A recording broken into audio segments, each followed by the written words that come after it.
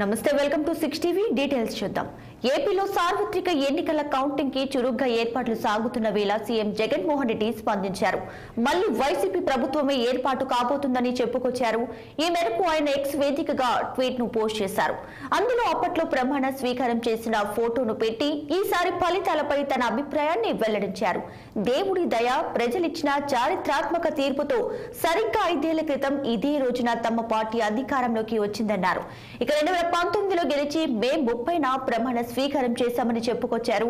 ప్రజలందరి దీవెనలతో మళ్లీ ఏర్పాటు కానున్న తమ ప్రభుత్వం ఇదే మంచిని కొనసాగిస్తూ రాష్ట్ర సమగ్రాభివృద్ధి దిశగా మరిన్ని అడుగులు ముందుకేస్తుందని జగన్ తన పోస్టులో తెలిపారు. సరిగ్గా 5 ఏళ్ల క్రితం ఏం జరిగిందో అదే మరోసారి జరగబోతుందని సీఎం జగన్ హింట్ ఇచ్చేశారు.